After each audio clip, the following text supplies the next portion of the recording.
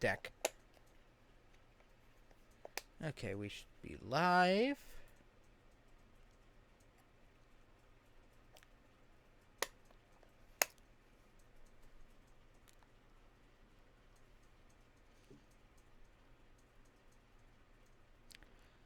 Last live just now.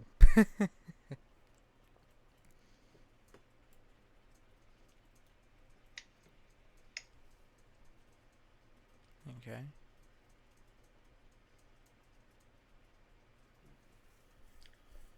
Last live just now. Okay. I'm good. Tommy, could you say something? Hello, welcome to LDO 60. Can't say cute command. I'm wired to say. I'm good. Tommy, could you say something?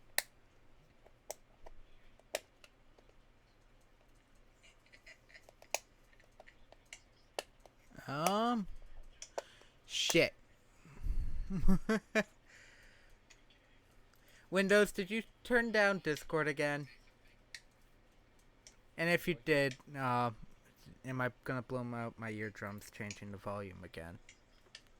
Actually, you can still hear the audio on the stream. Yeah, it's very quiet on my phone Uh, for you. Windows, did you turn down Discord again? We do have 3 viewers. I do.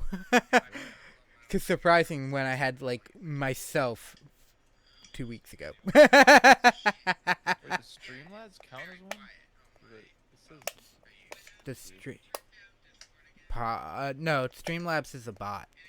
Streamlabs is a physical bot. oh, right, to monitor the. Okay, I didn't know that.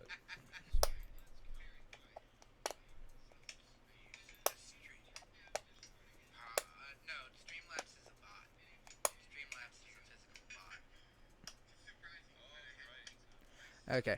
Yeah, you're now louder than you were.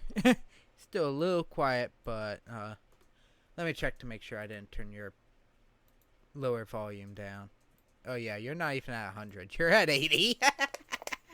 Might be why. Yeah, you're. It should be fine now, though. Yeah, I guess we should start without Nick, and Nick can join us when he's available. So, hello everyone who's currently watching, and those who are probably watching, hopefully watching this post for on YouTube. But this is going to be my first live discussion for my channel, where me and potentially a group of friends, most likely a group of friends because I'm better at talking off to people for this kind of thing, where we discuss certain topics that I pop up for discussion. And for this week, for this first discussion, I thought it would be somewhat appropriate, at least, to do talk about Satoru Iwata, the former CEO of Nintendo, mainly due to the fact that the anniversary of his death just went by this past Saturday. And with me I have Tom Antio of Cube Command. And basically what I will want to do is maybe go down some history first. Especially say if we're discussing a person, what I wish to do is talk about their history first, and then go into say what our experiences are, especially in this case. So, for those who may not know who Satoru Iwata is, other than the blurb I said earlier, he was the CEO of Nintendo of Japan, or Nintendo Ltd., uh, from 2002 to 2015. Basically up until he died. And he's done stuff for Nintendo beforehand. He helped he programmed the NES golf game. I think he also did programming for Balloon Fight, if I remember correctly. He helped do programming in HAL Laboratories. He helped start Creatures Inc. He and I think he also helped he helped Game Freak in general with Gen 2.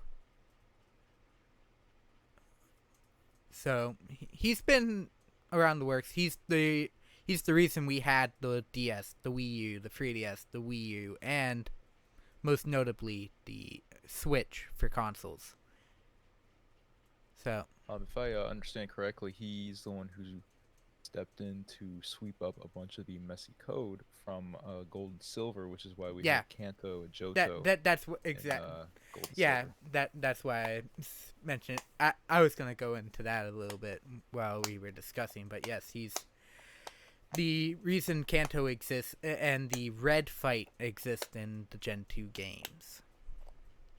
And obviously, after his passing, he's also had a number of in-game tributes. Star Fox Zero, which came out the very year of his death. During the end credits, I believe there is a message saying, this game is dedicated to our fallen wingman. Due to the fact that it's an aerial combat game, so wingman refers to a fellow pilot passing, which makes sense. There is a character in Breath of the Wild that looks remarkably like him, which also gives you the who is also the quest giver for the Lord of the Mountain quest on a mountain that's spelled almost identical to Satoru. It's Satori Mountain, if I remember correctly. And among other things, I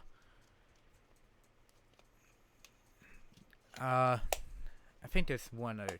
Oh, Sun and Moon, Ultra Sun and Moon in the Game Freak headquarters for the game, for the programming is he has a the tribute referring to the Kanto stuff we just talked about. Anything else? Oh yeah, and there was the equivalency of a certain type of Japanese good luck charm in the original firmware for the Switch before a certain update of the NES Golf being in the Switch as well, which is probably one of the more recent and notable things Wasn't that about like one him. of his favorites? No, it's he programmed it. Oh, he programmed it. Okay. I think it was the first game he programmed for Nintendo. Oh wow. Okay, I learned something new today. Yeah. But as I said, we're mostly here to talk about our experiences with his works in Nintendo as gamers. And hopefully, eventually, we'll have one other person join, but he got called away for a bit. I should stress that now in case someone pops up in the Discord call. But what's your history, Tommy? My history? Yeah, at least with, say, anything from 2002 onwards. If that narrows down some things. Well, I was like 3 in 2002, so I can't say I have much of a history there. I didn't get Unless you want to learn about me in preschool. No. I'm just saying. I don't think so. Did you have a gaming console at 3? Probably not. No. No, I don't think I could barely hold a controller when I was Yeah, 3, but I started in PC yeah. back in 2006. I started And with then I started with emulators yeah, of old arcade games like Spy Hunter. well, mine was PC ports of PS1 games. That's Ah, how I got started. But I um my first Nintendo system was in 20 no, two. it was 2009, I think. It was Ooh. when uh my sister and I got our first DS Lite, and Ah. we got a couple games for that one, and that was the first Nintendo thing. The only first we didn't actually have any first party Nintendo games back then, because those were mad expensive back then, Yeah. and I mean honestly they still are. $40 games. Yeah, that $40 that games DS never games were dropped in price. $40. That rarely Yeah, drop in price. Yeah. they don't drop in price, and they keep their value. But so as like a 9-year-old kid, Yeah. it's kind of hard to get your hands on a $40 game without Yeah. Pr- birthdays or whatever. or parental maybe a few free spending parents at that time, but that was also Yeah, 2009 and just rebounding from the economic crash yeah, that recession, too. the great You have to be really recession. frugal. Yeah. Um, so yeah, I mean, yeah, just like third party games was, but I like the system. The DS Yeah. Lite was like the system everyone had back in like fifth grade or whatever, fourth grade. You know, Yeah. you play Mario Kart through remote play because they always stress the download. What was it called? Oh, Download play, download play. download play. Yeah. Yeah, they had that, The and a number of other games did that for DS. So that was yeah. like the thing to do on bus rides and field trips and whatever when you're at school No, or you're at a no, friend's house. not even just that. Just PictoChat. Just PictoChat. Yeah, yeah, PictoChat. PictoChat was pretty good too. That was actually very innovative for what it was Yeah. in the time. And it still Very. hasn't come back. Yeah, no, I it haven't. didn't. I mean, It that didn't goes for a even. number of things. Well, technically, SwapNote took its place, but then SwapNote had to No one die. used SwapNote. SwapNote No one used ended up. SwapNote. I did at the You early, use SwapNote. at the very early point when it was just me and one other friend. Uh, Or two other friends. We used SwapNote. I think I only used it a couple times for Street Pass achievements. Well, Because I well, think that they tied in with that app. yeah, and we got our third member. Hello, There's Nick. Nick. Welcome back.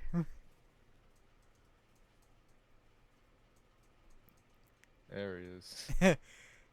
You disabled your camera. There's the man himself. Just so you know, it does say you do not have your camera on. Me? Yeah, it disabled your Oh, camera. it's on right now. Yeah. Oh no, it'll update on the stream. Oh, no, I had to go into Discord and have it update. Okay. That's why that happened. Okay, but Yeah. Yeah, and then after that, I mean, it's all downhill from there. After that, it was the Wii, and then the 3DS and the Wii U and the Switch. You know, as it goes. yeah, Just up from there. Skipping the DSi. no one got a. Wasn't really interested I in didn't that. have a DSi. The DS what? Actually, a number of people I knew did have DSi's. I knew Yeah. someone Just- who had a DSi. It's just it- there was no point in having one There was no You know point in why I having wanted the it? because of the camera. No, forget the camera. No, because you're Internet able to use browser. No, forget that. You're able to use a rainbow feature on PictoChat. That's it. That too. That too. You technically had a. Yeah, custom that's Everyone's worth like, the the extra camera? 50 Nah. bucks. The internet? Nah. The rainbow feature. That's Yeah. worth extra 50 bucks right there. Let me tell you. I was like, I'm more on the DS Lite since I could Yeah. play the Game Boy games. That was better, in my opinion. Since he came in late, Nick, what's your experience with Nintendo consoles from about, especially more so 2002 onwards, essentially, but obviously, I was more so saying any histories with like game.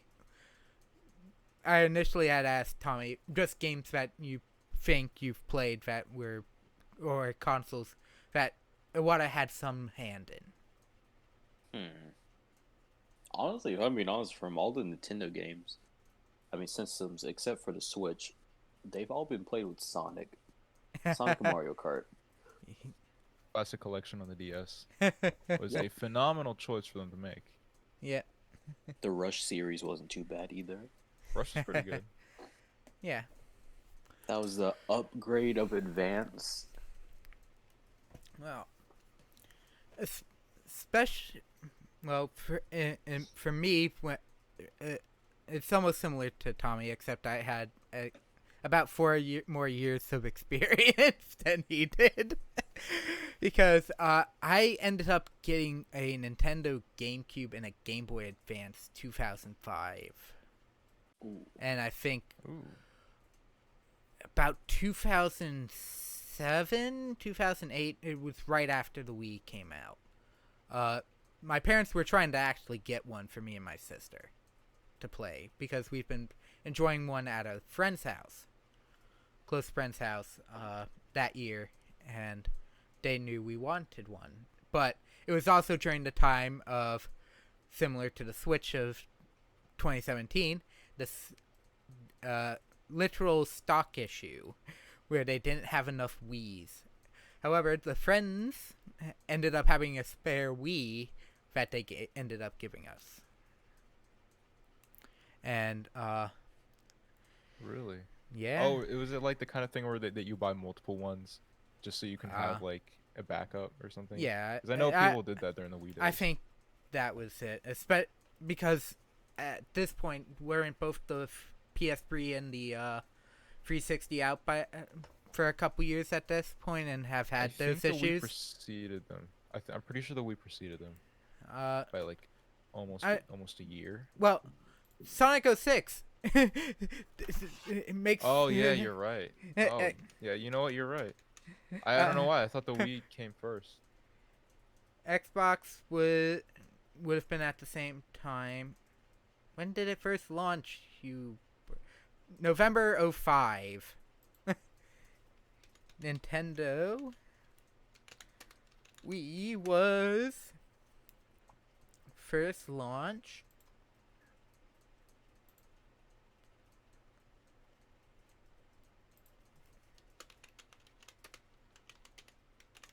Come on, guys. Seriously. November 19th, 2006. So, yeah, literally a year after. So, yeah, it was about 07 when I got it. My hands on one. And, among my first games for the GameCube would end up being, both Animal Crossing, the original Animal Crossing, and Smash Brothers Melee. Yeah, which, boy. if you know the history on Melee, was never originally supposed to happen until Iwata actually talked with Sakurai and convinced him to continue doing the games. To do one more and see where it goes. Because if I remember correctly, I think technically the original didn't sell well. Did it? I think the original did. It was like modest. It Yeah, wasn't like a breakdown hit or anything. It was sequel worthy, but obviously we also all know Sakurai has a tendency to not want to do sequels. Yeah. Because he kind of left Kirby to dry after Kirby's Adventure for the NES. Yeah. Well, it was because Melee is the one that introduced a lot of the new mechanics. Yeah. Smash 4 was very bare bones as it came. 64. Smash yeah. 64. It was very bare bones. It has a 4 in it. It's Yeah, fine. Yeah. I was gonna say like the I don't know if they really saw potential in a sequel because it's Yeah. like, oh, we did what we could do. And You know? yeah.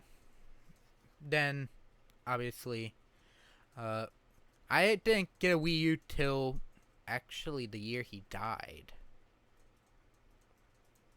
Because that following the 2016 end of 2015, beginning of 2016 is when Xenoblade X came out, and I had only had the Wii U for about 6 months when I got the game. And I know Art 2016, it was me and you talking nonstop about Xenoblade X. Tommy. Yeah, Xenoblade X was like a big deal. Yeah. It was a big game. Yeah. There was only one other Xenoblade game at that point in time, and that kind of broke everyone's minds. And then the next one comes out, and it's for Wii U. So. And then obviously Switch after that. Yeah. Well, that was actually Xenoblade had already made its reputation. Well, yeah. Making, big scale games. Yeah, but it was more so around one scale because comparatively X was bigger than even 1 was. Yeah. Well, for better or for worse. And unlike 1 or say 2 where some areas deloaded once you got to others or warped to others, technically for X the entire world was live. So but, I mean they had to cut corners in some places to make that possible, which is why a lot of there's nothing going on, huge swaths of land. But I mean, as far as it goes, you're right. Everything does load in at the same time. Yeah, it's true. But it's funny we talk about Xenoblade because that would be a business transaction or merger that would have happened under Iwata, because Xenoblade Monolith Soft, its developer, became a part of Nintendo as a more so second party, working with Bandai Namco as of 2008 was working heavily with Nintendo IPs. They helped with minor work in say Smash Brothers. Then it went Xenoblade and Skyward Sword, and a bunch of major games that came out have some Monolith Soft involvement after they became so, like Pikmin 3 for the Wii U had Monolith Soft helping. New Leaf, New Horizons, Splatoon 1 and 2, Breath of the Wild, and then obviously their in-house themselves, Xenoblade X, 2, Golden Country Definitive Edition, and 2 3DS games that most people, those who I hear actually talk about it, say they're fine, but I never hear talked about a lot, is Project X Zone, when they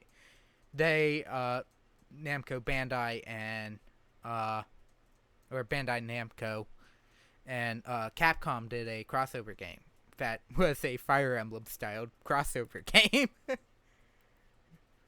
which is very weird. Huh.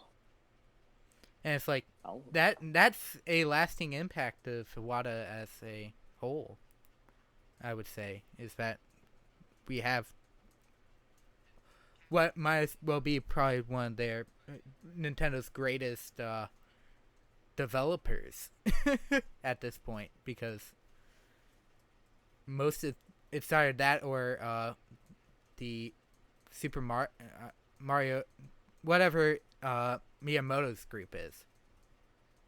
Miyamoto, I think, is the creative director, or at least consultant at this point. I don't think he's he's not directing games anymore. Well, but I think he's at least I was referring to he had a group himself of in-house developers originally. Oh, okay. Yeah.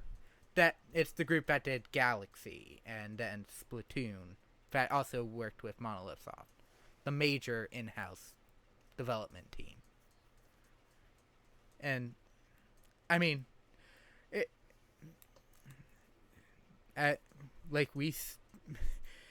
it's like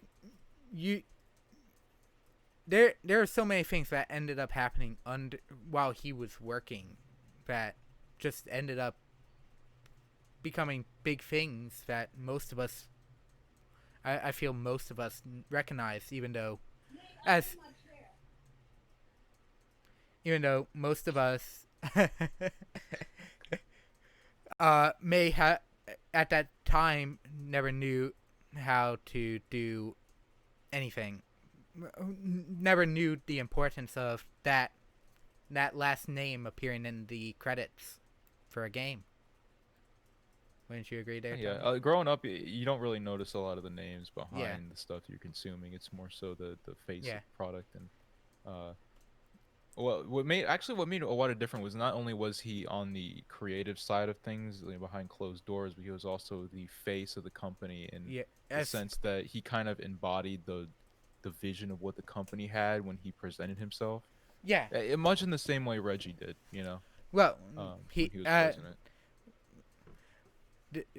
I actually looked it up. Apparently, while Reggie was CEO, apparently he shared CEO duties of Nintendo of America with Iwata himself. Oh, really? Yeah, Oh, I didn't know that. I thought it was yeah, just kind of their own yeah. separated thing. But Well, okay.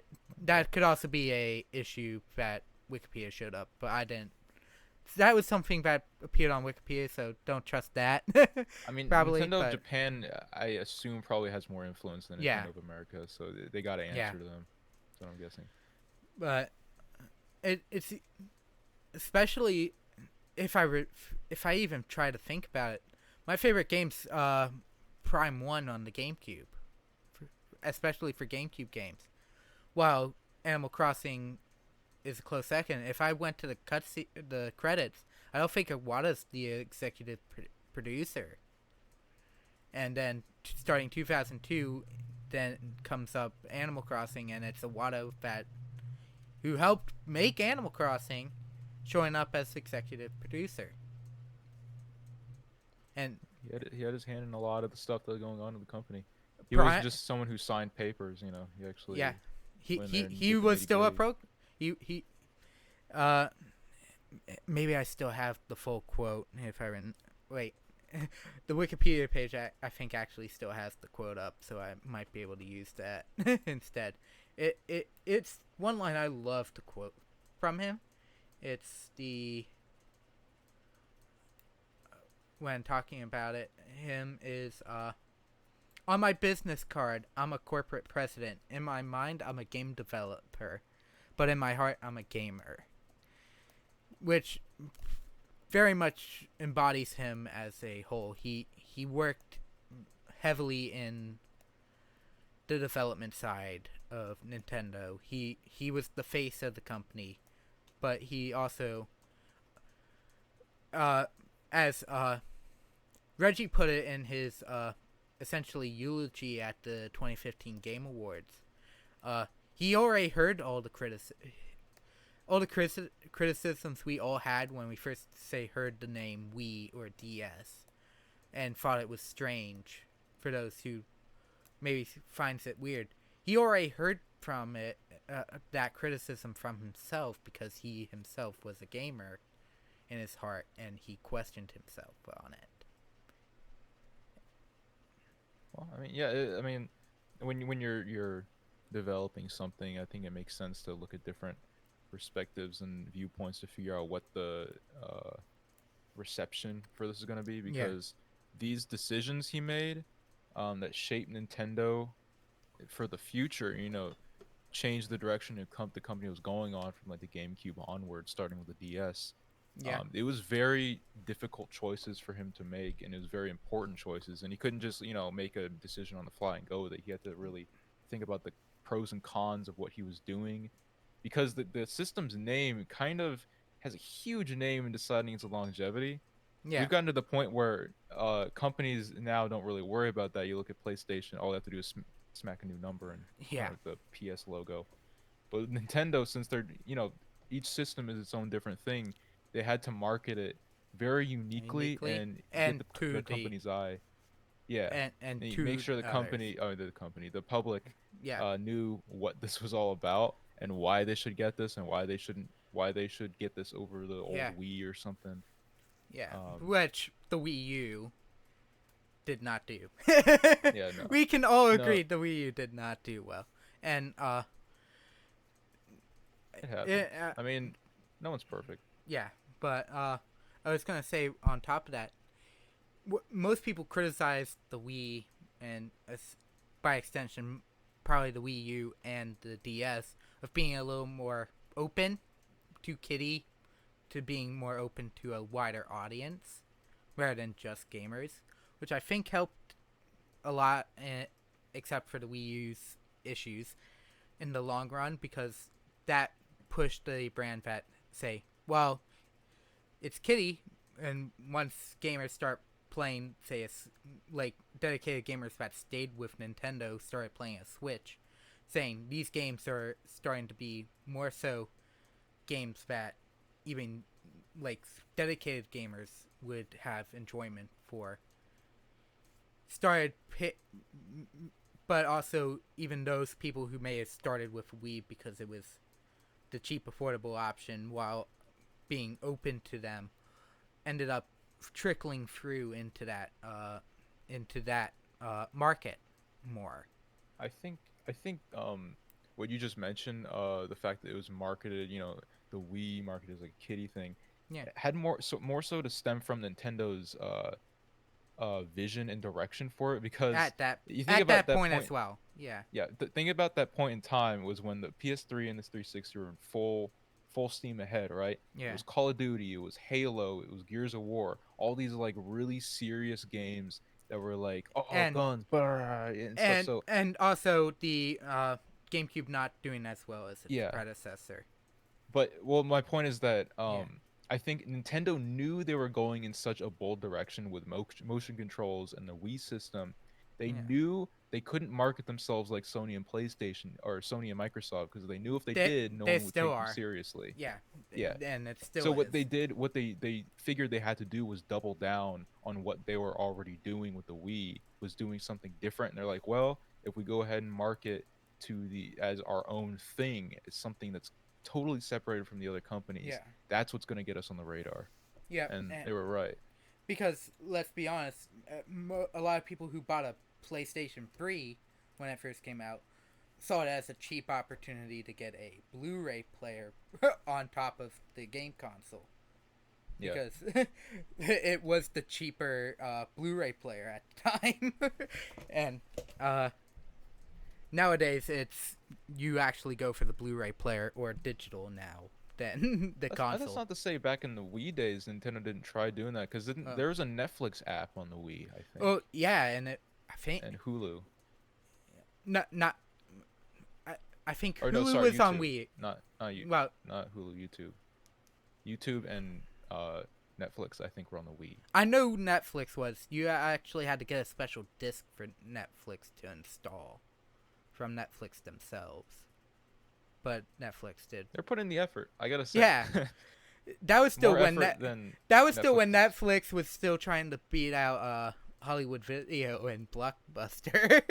Yeah, not really And- concerned now, I guess. Yeah, Especially today's long climate. ancient history, because Yeah. there's only one Blockbuster still open in the country. At Right. least this country, and I think that's the only last one in the world, as far as I'm aware. Hollywood Well, yeah, I Video, believe it. Hollywood Video though, is gone to the sands of time. Yeah, I don't even recognize the name. And I think that last Blockbuster still has some of the like unique Blockbuster things. So like the Pokemon Snap thing is still in that Blockbuster for That's people how to I got a use. lot of my old DS games, was Blockbuster. You could rent them, and if you liked them, they let you buy it the next day. I didn't do that much, honestly. I think what game did I get? It was some Wii game that I ended up getting later. That ended up also not liking at all. I think it was the Transformers game, actually. On the DS. No, Oh, based on Wii. the movie. Yeah. Oh. Actually, I heard the DS game was actually better than the Wii version, which is surprising. That's what people said about Sonic Colors when it came out, and now it's Oh. kind of flip flopped. It's Back when about Sonic Colors both. came out, they were like the DS version's better, and that's the version I started Well- with. And then now it's like, Colors had its whole. I feel like Colors had. I never played Colors DS. I hear Colors DS had the better story, but I mean, I don't. we I, had I more wouldn't so. really play a Sonic game for the story. I'm just, so you don't get your hopes up. Yeah. It was. Well, It's it the was- same thing. It's just It's just that it they have side characters in the side missions and whatever. yeah, That's basically it had less of the dad jokes the Wii had. yeah. But Yeah, nothing it wasn't like as annoying as nothing it will is now. ever beat the copyright shout that Sonic does on Planet Wisp. Nothing will Yeah. ever top that line. There's no Eggman PSAs either. It's kind of disappointing. The I Wii thought there. version had Eggman on the intercom. Oh They yeah. didn't do that on the DS. Well, Couldn't do that. the DS sound chip. Well, a step up. Well, still a step up from the Game Boy Advance sound chip, but still kind of crap. Yeah, not the best. But, and the more I think about it, it's weird that some decisions ended up changing. Because I was actually thinking about this. In the time Satoru Iwata was president, we had 7 Metroid games. Well, up till 2010. If we include up to his death, we had 8. Which is an extra 5 years. So about half of the years he was president, we had a Metroid game. So every 2 years there was a Metroid game released. I mean, when after his passing, Yeah. direction definitely shifted the company. You could tell. Yeah. Well, I assume a lot of games were just stuck in development. Yeah. Especially end of during the the day, Wii U. Like there are probably some Yeah. games that he wanted to get out, but he couldn't just because there's only so much he could do. He can't The Wii U force a studio died. to- The Yeah. Wii U ended up completely blowing third party. Completely. Yeah. Well, the Wii was iconic shovelware system. Everything it's- was it- there. The Switch is actually the only balanced one. Like you get the DS and the Wii, where there's like everyone and their grandma was developing a game for it, and there's the Wii U where no one wanted to touch it. No, everyone and their grandma wants to develop for the Wii, especially Ubisoft. My God, isn't Just Dance 2021 already coming out for the Switch for the Wii? It did. I know 2020 did. Did 2021 do the same thing? Yeah, I think 2021 actually did as well. I remember that being. I think so. You want to talk about a console that won't die? There it is. Which is very actually surprising. Because actually, I think there's Ubisoft doesn't support Nintendo much anymore. No, Ubisoft is Ubisoft doesn't support Nintendo. What's Oh no, sorry, I'm Starlink? saying EA. EA Yeah. has, though they're dropping 7 games on the Switch at some point. Well, Include- all those new Yeah. Ubisoft games that they announced at the Ubisoft something or other event. Well, not a single one come to Switch. Is that right? other than probably Just Dance, probably not. I Well, mean, Assassin's Creed hasn't come to Just Dance. Switch to a Nintendo console. Well, newer Assassin's Creed games haven't come to a Nintendo console since 4 when it launched on the Wii U. it can be done. They put The Witcher 3 on Switch. Okay, I'm not taking any more excuses from companies. Well, that's CD Projekt Red, and they go from everything I hear, other than them being, I think, a subsidiary of Rockstar, go above and beyond in their works, and that's why even though we had a release date for Cyberpunk 2077, it still got pushed back to like I think November now. That might have more so to do than what's going on now. Than anything else, though. And I guess. well, that and well, they also agreed some things at some other points were just not possible, but they were also I think there was another fine-tuning issue that they needed to do. And that also has kind of ground to a halt, or is a lot more difficult, especially for that type of game in this current infected world. Yeah. Today's state of things. Yeah. More so the state of illness, infections than Yeah. I mean, from what it looks like, it would be the game that would probably have the most stigma in politics against it, because it seems like it would be that game. Unlike Yeah. though, Death Stranding is definitely that game for somehow predicting this entire year last year. I don't know if they could have known, but it's a very lucky guess on their part. Ah, never know, but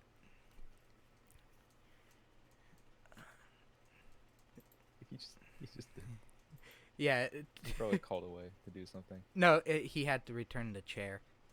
Ah. I heard he had to return the chair. I see.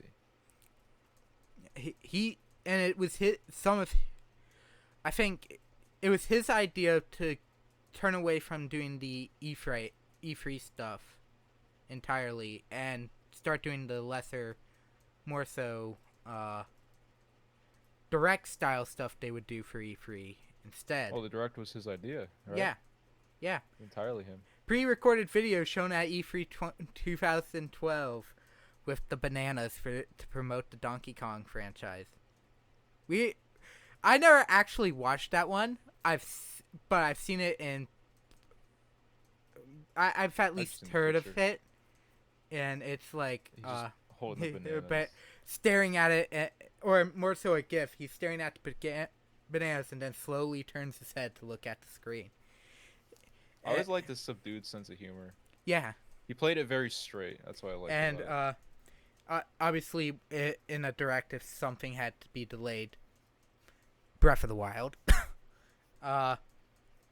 Please understand.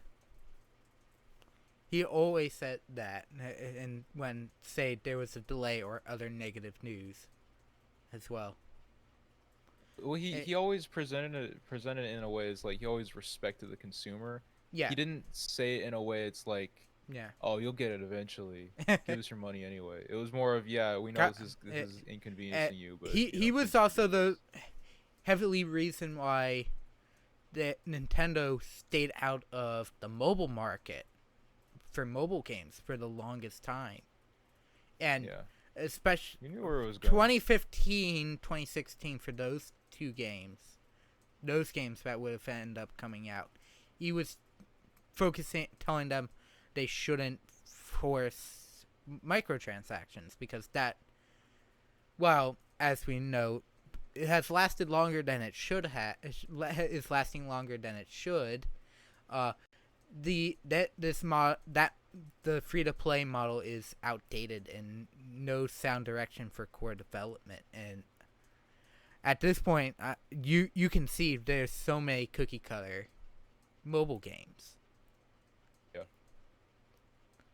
Endless runners everywhere. Endless runners, They just gotchas. announced a new Crash Bandicoot Endless Runner. Yeah, I think I heard about that one. Gotchas. Crash. Gotchas, Fire Emblem Heroes. Yeah. The fortune cookie whatever system. version of Bejeweled is going around nowadays. But that's also slightly based on like Panel de Pon, which was a Nintendo franchise, Tetris. That goes all the way back, and those were paid for. So that was free without purchasing stuff for the most part. So that one's Yeah, a but it little shoves ads in your faces. yeah. So they gotta get their money somehow. Yeah, and I played multiple versions of Bejeweled when it was still like that Facebook game that my mother used to play all the time. And it's like, it went through so many updates and different versions, new abilities and all that. It's like, it still had like the functional sound direction for core development for people to still play. While modern ones don't really have that. It's still cookie cutter. Way more cookie cutter at this point than Bejeweled ended up being. Well, Iwata always tried to keep the integrity of the company. Yeah. He definitely did that. He kind of knew what would happen if Nintendo let themselves slide into the mobile market a little too much. You knew that they would kind of lose focus and start to do things that Nintendo was not meant to do originally. Well, he also did that for the Pokemon Company up until about 2015, and then that free-to-play Pokemon Rumble game and a lot of other free-to-play Pokemon games just went to town on the microtransactions and the like, and it's like, yeah, nope. This isn't Nintendo. This isn't the Nintendo I remember. No, he always marketed as games as experience. Yeah. I don't. Was there an actual term for that? How he always like Um.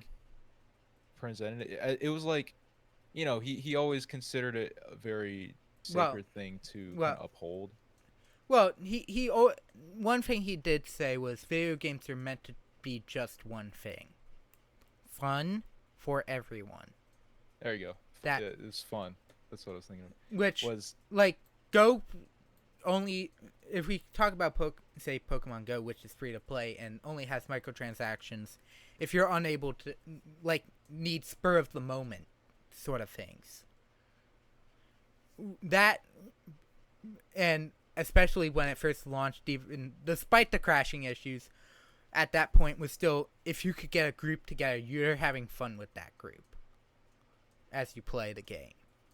Catching Pokemon, doing that in a more real world setting. And a lot of games during the time period he was president, I think especially Nintendo games were fun, or fun to the side of maybe nostalgia boring.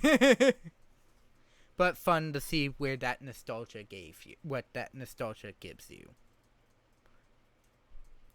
I mean, he always. It wasn't just in the game. It was like Wow. when he marketed it. I don't think he was very fond of the the very conferencey Yeah. kind of thing. Like Yeah. when he started doing the directs, he always tried to put a fun spin on it. Yeah. You could always count on there at least being like one person in a Mario suit or something walking on stage or walking on the set. The And 20 E3 2015, the Muppet Yeah. bodies. Yeah, the Muppets, the Robot Chicken. Right. Actually, I think the Robot Chicken's my favorite one because they had Reggie do like a Uh, little like fourth wall break no. with some other fans. Yeah, but let's be honest, nothing ever for Reggie is ever gonna top his '04 Reggie appearance. No, '04. I'm here about taking kicking Yeah. ass and taking names because it's completely out of the left field for Nintendo. Oh, You yeah, just that's see this Reggie. the new head of Nintendo of America just essentially cursing on stage at E3. It's like in 2004 for the DS, and it's like, what? Legendary. Yeah. Yeah, but no, I mean he wasn't the whole point of the Robot Chicken. I just Yeah, meant that yeah. they always It's tried the to favorite make it skit, yeah. creative. It wasn't it wasn't like And Phil Spencer celebrate walks on stage and talks about teraflops and or something. also celebrate just creation in general, because Yeah. that was animation. Muppets was imagination, essentially, because then they turned into the Star Fox characters with those.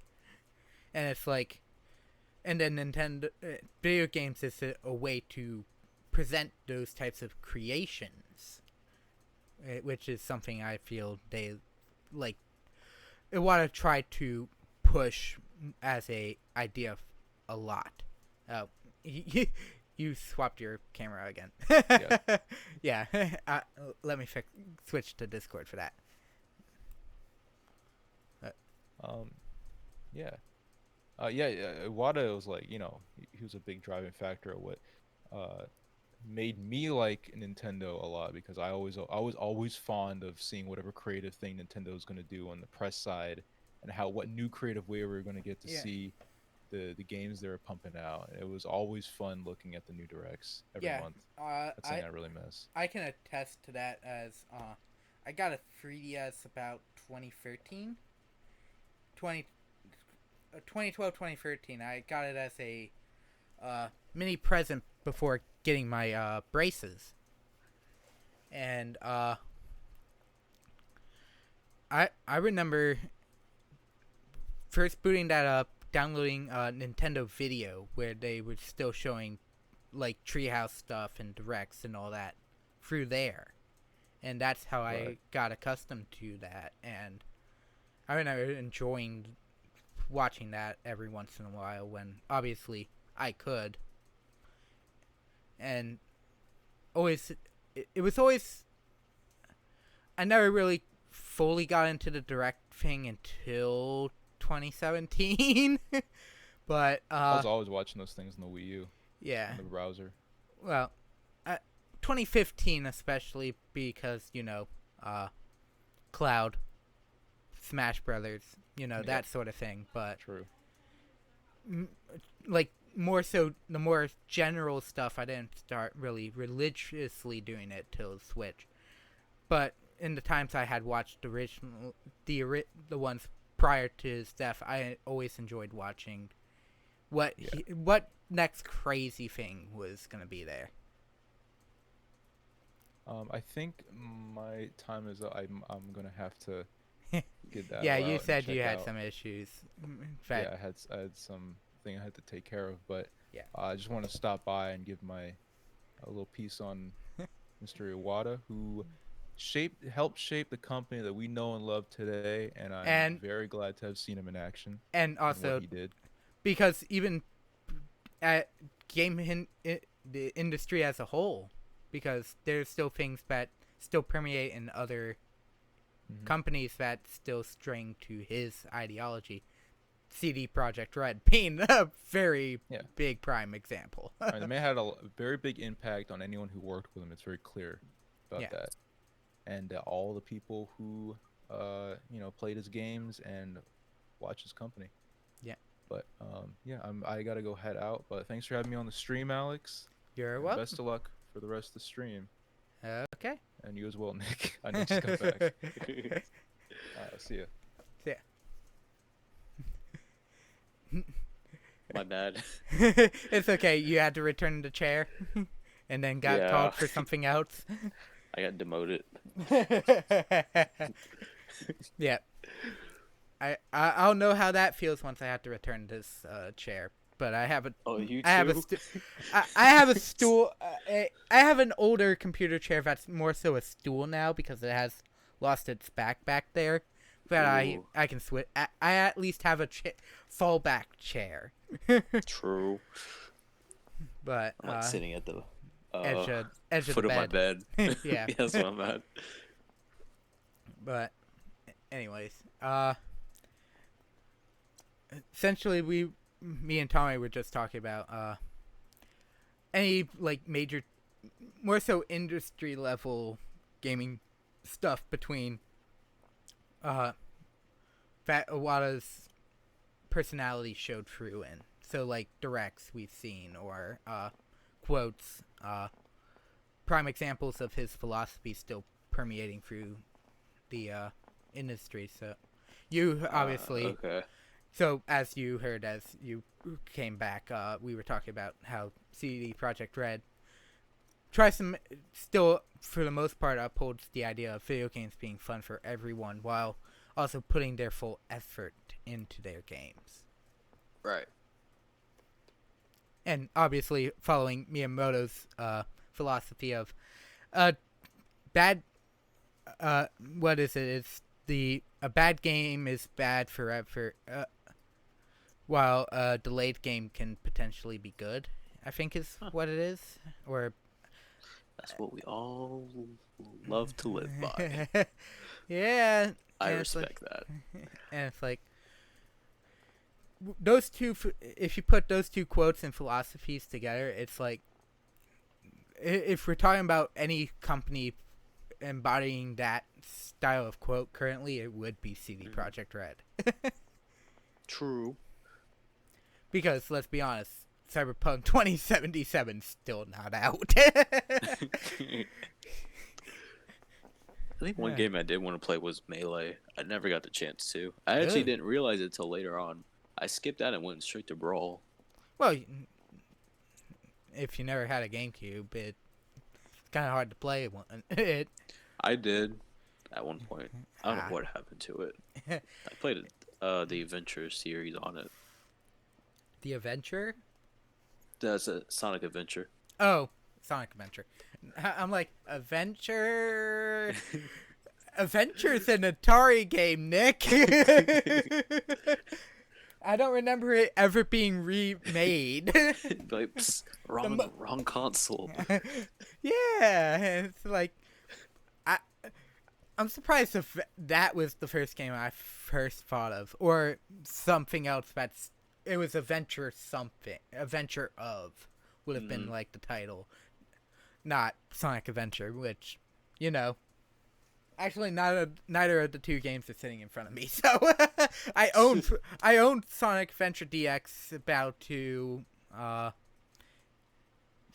Battle and Heroes for.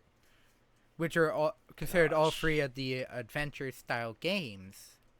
It's like I didn't think about those three at all. Heroes, the most loved and hated one for me. I don't know. But and when did you start watching directs, Nick? If you have before. And if so, and you remember any of Iwata's mini skits, what one stood out to you? I'll be honest, I have not seen any of his skits. Or any skit that involved him. So, like, say, Robot Chicken, which was more so Reggie, but still, he had a hand in that. The Muppets. I didn't watch too much E3 2015. Robot Chicken. Well, no, I think it was for the E3 itself. Or E3 2015, the Muppets, because he was ill and was still working during E3, but because it was right before his death, but due to him being ill, they did the Muppets. I actually didn't start watching directs till like maybe Switch. Maybe like 2 years ago. Until essentially Even the Switch. then, yeah, pretty much is like anything I like was on. It was like just on YouTube, and I was just instantly seeing trailers for whatever game I was more interested in first. Yeah. Which was during that time on Xbox, which is more or less I played Halo a lot. Yeah. So those would be the type of games I saw that I got used to. Yeah. But then E3, I was like, oh wait, they have a whole skit and stuff in here. Oh, okay, let me get in on this. That was a few decades late, but skits. Reggie being a poet on a expansive world that's supposed to represent Auras, presumably too. E3 2017, it was so much fun to watch. Yet everybody questioned the $50 Pokeball Plus that had a Mew. That I am guilty of purchasing. Guilty. However, it is the better option for Pokemon Go itself. So over the Poke Plus. So I don't know. I think I got the better end of the deal. True. And honestly, I actually wanted the controller more than the Mew. And that's a Pokemon. That's saying something for a Pokemon fan. Because I mean, I have Mew right here. Oh my gosh. This used to be my cousin. It's an old Burger King toy my cousin used to have when they were. I even have an old Charmander one. Back when Happy Meals meant something. Back when Happy Meals and whatever the Burger King equivalent was meant something. I mean, if we're talking about that stuff, I have some old Burger King Yu-Gi-Oh cards still lying around somewhere. Jeez, I think I remember that. I had the ultimate elemental hero fusion monster.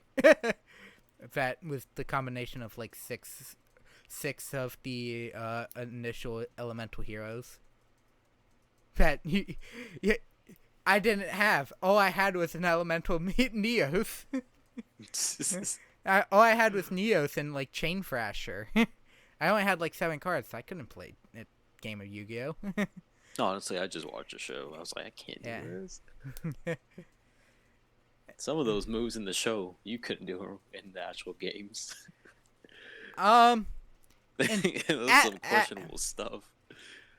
I would say the most actually, I would say at least GX 5Ds. Most of that was legal except for like forbidden cards.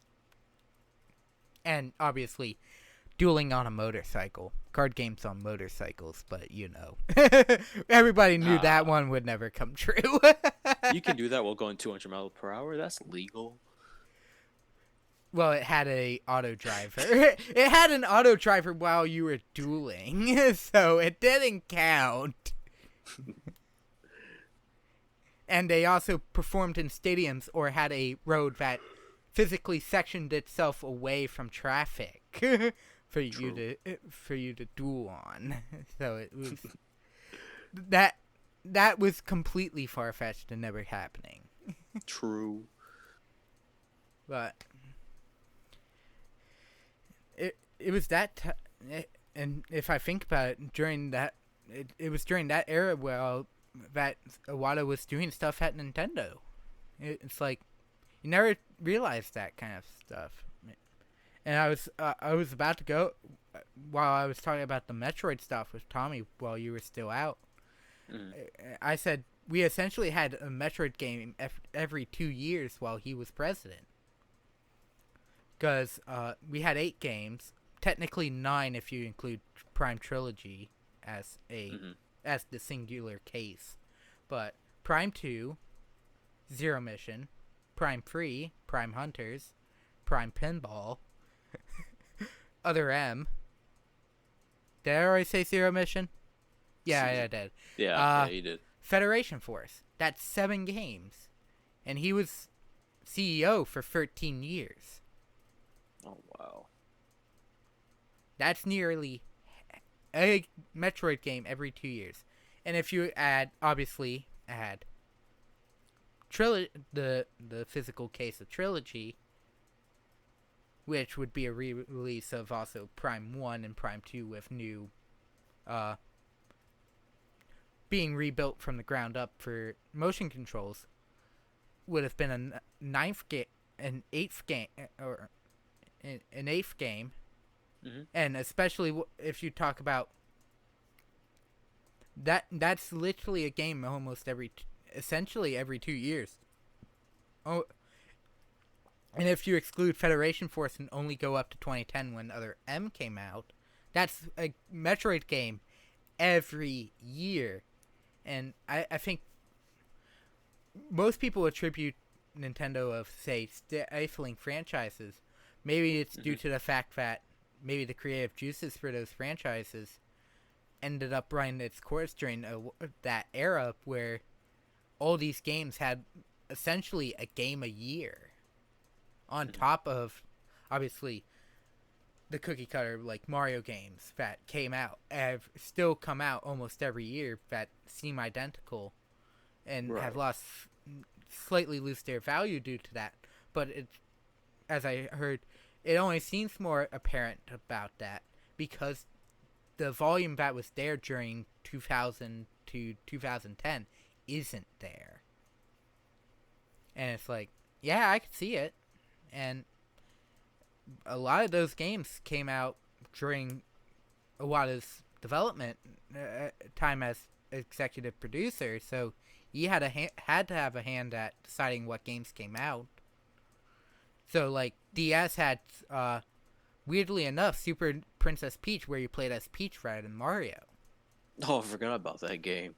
Where it's why I forgot about that. And it was based on the powers of emotion for some weird reason. Bleh. Emotions. I didn't get a chance to talk about this while Tommy was here, but about around the time of Iwata's death 5 years ago, I saw a criticism of there not being a lot of female representation in Nintendo during his CEO. And it's like, as I stated, we had essentially 7 to 8 Metroid games in his time. So that's obviously Samus as lead, other than Federation Force. Or a reference to Samus' storyline because she's busy doing something else in the galaxy. I'm saying that for Federation Force. Super Princess Peach.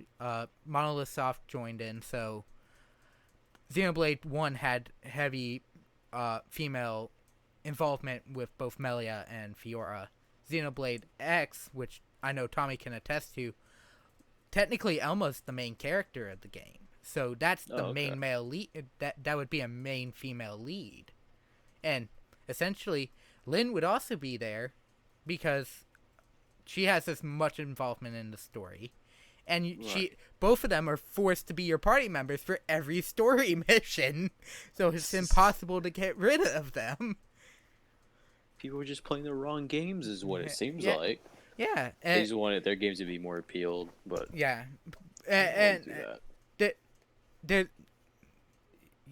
And there's also the criticism because I would also say Fire Emblem also did it because Blazing Sword was, I think, 04, which is Lynn Eliwood Hector. And everybody knows Lynn because she's been the iconic Fire Emblem assist trophy since Brawl. Just appears, immediately cuts you down one stock. I think that's it. I might have her. You might have her? Is she a spirit now? Yeah, she's in an ultimate. Yeah, all three of them are spirits. Oh, okay, never mind. I think Eliwood is Roy's father. Oh, okay. I haven't played Fire Emblem. Well, so yeah. Binding Blade is actually Fire Emblem 6 and never came out in America. Blazing Sword, Fire Emblem 7 did come out in America and obviously is a prequel. And then 2013, Fire Emblem Awakening, Lucina is a major story character because obviously daughter of Chrom, who's also a main character, comes from the future to save her father. Mm-hmm. So it's like, I don't know what you're smoking. And if you want to say it, Iwata helped with Gold and Silver, so that means he probably had a hand in Crystal, and Crystal's the first game in the franchise to have a female trainer avatar. Mm-hmm. So he helped there. Because of the DS, Pokemon Ranger was a thing, and especially for the first one, if you go by the anime's logic, the female is the main lead of that game. Well, then the next two are male leads, but you know. Mm-hmm. I wish I got to play Rangers. Ooh. I've always wanted it, but you know, when you're a kid, you're at that age where you can't even afford anything until birthday comes. Yeah. Birthday comes, or your parents decide to be nice a little and splurge. Little generous. Yeah, be a little more generous. Yeah. But, I mean, if you, and as me and Tommy were saying, we see elements of Iwata's thinking or personality still somewhat try to appear in even other groups, say Sony, Microsoft, CD Projekt Red as a third party. Mm-hmm. Still try to uphold some of his philosophies, even if some others, like EA, definitely don't do that. Yeah. Because let's be honest, EA's definitely not. But, well, as of 2010, 2011, they still were, for the most part, so. Yeah. Because 2010 was the redo of Hot Pursuit, or Hot Pursuit 3 for some people's recollection. And I played that. I repurchased that when it was on sale for like $5, but, you know, my dad purchased that full price 10 years ago. Mm-hmm. And I remember playing it a little, trying to beat out the Lamborghini Reventon cop mission, which is a time trial. And if you hit anything, that's time added. No, wow. So it was always fun, and it always presented a challenge of continue to beat it. And that, well, some Need for Speed games haven't shown that type of mentality in a while. Payback. I didn't play Payback, but from what I've seen, holds none of that charm. Or try to uphold more realistic stuff like 2015 that had like major influences in like street car, like race car stuff. So like Ken Block, you actually got to drift around with him with a in-game avatar variant of him. So I don't know which one I played. I think I probably played the second one, Hot Pursuit. Yeah, Hot Pursuit 2. Definitely remember Underground. For the while, the only Hot Pursuit game, Need for Speed games I played were the original Hot Pursuit 2 on the GameCube, because that's the one I owned. The original Underground on the Game Boy Advance. Because of an after-school program, Need for Speed Most Wanted, the 05 edition, on an Xbox, because for some reason the middle school I went to had a Xbox that the after-schoolers could play on. And as I said, Hot Pursuit 2010. And then once I got a Kindle Fire, 2012's Most Wanted was a playable thing, and I ended up playing that a lot because it was still more so the old mission-based, like arcade racer that Hot Pursuit 2 and Hot Pursuit 2010 were,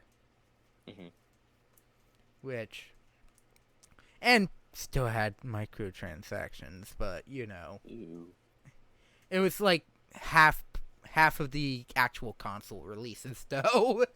So they had to cover the cost somehow. Right. So it's not like you were paying like $6, but then there were a couple add-ons. So like there was a monthly car you had to race a couple times for. But if you paid a couple dollars for certain things, you got immediate access to those cars. I may have done that for a certain Pagani Haraya, but, and literally went to town with that because it was one of the most broken cars in the game up until you get, like, the Veyrons. Yeah. And everybody knows, as soon as you say Veyron, that's, like, you're done. I had unlocked every car and beaten every stage in that game. Oh, no. But it's like that game was a little too easy, though, and it's like true. I tend to hear 2012 Most Wanted wasn't as polished as the original, so it wasn't as liked. So essentially up till Heat, which is the most recent one and the one I hear at least a lot of decent things about now, the last great Need for Speed game was before Frostbite Engine, and it was Hot Pursuit 2010. Oh, wow. But, and as I said, that has so many design philosophies of video games are meant to be one thing, fun for everyone. I could see anyone could pick that game up and play it, because it's just, especially if you're just doing none of the cop missions, it's just you versus CPUs racing.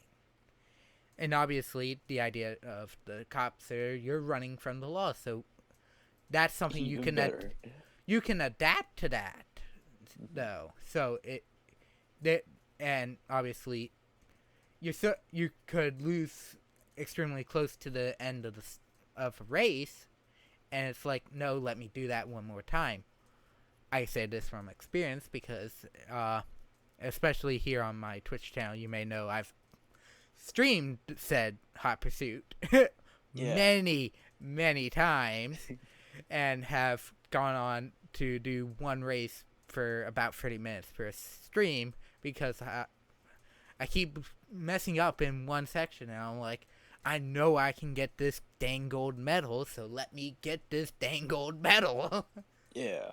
And also, let me beat my dad's time on this course, because I'm technically friends with my dad, who had to rebuy the game because he forgot his GameStop login because he bought the digital version through GameStop. So obviously he bought the $5 version through Steam at the same time because I alerted him to it. No, and everybody's seen the horrible nickname mine is because it was back. The EA account that I use is the one that I used for Most Wanted all those years ago, so it's referred to as Pokebay because I was a big fan of Pokemon and Beyblade Metal Fusion. What a combination that is. Yeah. It's a Pokemon Beyblade. What do you expect? The thing, rather than some constellation appearing on top of the Beyblade, it's a Pokemon. I wonder which Pokemon that would be now. Because what's my name? What's my name again? Keldeo. Oh wait, that Beyblade would just essentially be Rage Striker. Damn it. I don't want to be associated to Masamune from Beyblade Metal Masters. He sucks. You don't be Kiyoya? Oh, I'm definitely Kiyoya because that was one of my first when I got into Beyblade, the two sets I got were the Flame Bowl Lightning El Drago set. No, Flame Bowl came with the Rock Leone. But the other set had El Drago and one other blade that I don't remember. Earth Eagle. It was an Earth Eagle. And Rock Leone was my best Beyblade. It was the Bay I always tended to use. 7th grade, we actually got at Charlotte Secondary. This is way before Tommy ever came to the school, as far as I'm aware. There's just this group of 7th graders that I was a part of that just sat under a tree on top of this picnic table that was there, just playing Beyblade during lunch. Or Bakugan, which I remember Bakugan. I think I bought one. I know I have. Speaking of Happy Meal toys, it's a big giant Aquas Delta Dragonoid that was a McDonald's Happy Meal toy. Oh. I have a habit of not getting rid of things. Can you tell? But I think the Beyblade I got into was actually I'm pretty sure it was the first one. It was the one with Tyson and Dragoon. I didn't get into no Tyson. Metal That was Masters? just no Tyson and Dragoon Like was. Which one was that? Tyson and Dragoon's the original Beyblade. That was the one I saw. It I didn't didn't have see it on metal. TV. I saw it on the internet though. Yeah, it didn't have metal in its title. It was just referred to as Beyblade. It was just Beyblade. Okay, I thought that was another title for the second one. There was a sequel in the Metal series called Shogun Steel that used where a anti-hero character used a blade left rotation Beyblade that went under the name Dragoon. That was the one. He had a purple one. That's what it was. Was it purple? Oh, I don't remember. Mm-hmm. It's been I never really fully watched. That one was pretty good, Shogun. actually. Yeah, most of them. I think the issue. I always heard people not like them, and I obviously diehards probably say the original's better, but my sister always preferred Fusion to Metal Fusion to everything else, and it's like because you never want to see your characters leave, and especially in the sense of Beyblade, Bakugan, Yu-Gi-Oh, every new chapter ended up giving you new characters with maybe one or two exceptions that maybe people didn't really want to see it. And, well, Pokemon essentially gave you the same characters except for one, and always swapped out a new character. Yeah. And once Chef and then everything, and then once the chef and the girl. It was Brock for a long time. It was Ash and Brock, and then a random girl. But then it became, once it swapped over to black and white, many people didn't like black and white because it was, especially in games, because it was for the main game, you had to stick with Unova Pokemon. And my sister didn't like the anime because it got rid of Brock and any other extra character, the other female character, because then it only stuck with Ash. And Yeah. when you more so attract to the characters surrounding the main character, then you start to lose your audience, and the audience won't see anything else for what it's trying to differentiate for, because they want those characters back. And I mean, am I one of them? Yes, I'm giving Bakugan Battle Planet a hell of a time because it's technically a reboot. And okay. Yeah, that's what, and makes all the old Bakugan toys pointless, because they redid the game, how the game's supposed to be played, essentially. So really? Yeah, so all the I have a stack of the original like Vestroya, New Vestroya, Gundalian, and Vader type ones. Those won't. At least the actual Bakugan themselves might work. The things like the gate cards and the ability cards won't. As far as I'm aware, they're not. You don't want to assemble Metal was it Dragonoid? Dragonoid. It was like he had different parts to make him bigger. Yeah, Nick, I own him. I have a Maxis Dragonoid Bakugan. That show was oh my god. Every transformation every 10 episodes. Well, they tried to BS that one, but you know. he just kept getting slimmer. And I mean, wings. I mean, it's better for that through evolution than, say, Pikachu, where it's an art style difference, and he's become slimmer due to art style changes. Because let's be honest, the original episode Pikachu is way fatter than he is now, and I doubt it's weight loss. Though it might be, because you know they train a lot, but all the other Pikachus also change their designs as well to be much slimmer, so it doesn't change. That weird reboot where they had Beyblade but they had Bey wheels. No, that weird one. I didn't get it at first. Actually, no, it isn't just a reboot. It was a spin-off. It happened in the same world as Shogun Steel. Because the announcer for Shogun Steel is the same one from Bey Wheels.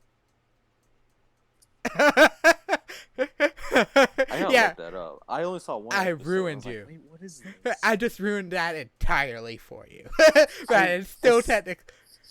Wait. Still don't even understand. Is it a race or are they fighting? I'm gonna make a joke with you here. Bey Wheels. Wait, you mean Sky Wheels? Because let's be honest, that's exactly what it was ripping off there. And I doubt any kids younger than us or younger than my sister know what the hell a Sky Wheel is. Mm-hmm. I remember that commercial. I doubt anyone that young. If you're like 10 and somehow watching this, I doubt you know what a Sky Wheel is without looking it up on the internet. And you wouldn't understand because I remember if you had a Sky Wheel, you were supposed to be the cool kid in school. If you had a Bakugan, you were the nerd and were meant to be picked on. or like Pokemon. Yu-Gi-Oh, you were still slightly cool. Go. Okay. Yeah, and I go real quick. I'm sorry to cut you off real quick. My mom's needing me real quick for something. Okay. It might be a while again. Well, I'll go. I'm gonna sign off the stream anyways because we're now fully deviating from the original topic of Satoru Iwata. True. Yeah. I appreciate it. Thank you for joining. I'll still be on afterwards in case you want to do Overwatch. Okay. I should be back soon. Okay. All right. See you, man. See ya. But I'd like to thank anybody who joined us for today. I appreciate you guys coming to watch this thing. I know, especially towards the end when it was just me and Nick, we tended to diverge from the topic, but I kind of did that on purpose because to draw parallels for stuff, and then especially with some modern things because last week the Treehouse was teasing something for From Way Forward, which is the group that does Shantae and River City Girls, a more action RPG side-scrolling adventure game in that others games like Metroid or in Castlevania Symphony of the Night do Metroidvanias are typically termed and used, or a beat 'em up, or maybe they're doing something new. No, it's Bakugan doing. I didn't watch what it was. I assume it's going to be some sort of RPG though, because that would fit. And I mean, am I happy about one thing? Yes, they brought back Leonidas, but that's kind of why we ended up going off deep end back there, and also partially due to the fact that we talked about games that really showed through on the philosophies and ideas of, say, Iwata that still showed through into that ended up still showing somewhat of his lasting impacts in the gaming industry. So, other than that, thank you all for watching. I appreciate if you came to watch. Maybe you threw in wanted to throw in a comment and didn't, because we ended up going off deep ends. But anyways, for those here on Twitch, thank you. Tomorrow, well, unfortunately, I'm gonna have to do I may be doing another leveling session for Xenoblade due to an unfortunate circumstance that occurred when I was doing the test file. Because if you're watching my Xenoblade stuff, you know that I just got to Alchemoth and did the Tomb of the Hyentia stuff now in game, so you know that I got further past my original test file. So I ended up using that the playthrough file, saving over the test file and using that as my test file. Now that I didn't do enough quests in Machna Forest and by extension the rest of Central Bionis to do a quest that I wish to do after the stuff in Alchemoth. The story stuff in the Hyentia area. So, I might do that tomorrow. We'll see. It might be Friday beforehand. Before I do anything. Saturday, unless I need to do another session for the following set of parts, I will not be doing that. But other than that, as I said, thank you guys for watching. It's been fun, especially going off the rails. I feel like we talked decently about the things on Iwata, but as I was going on to say, if you want to watch more stuff here on YouTube, click the channel thing, subscribe. I'm currently doing Smash Ultimate and Xenoblade Chronicles Definitive Edition here.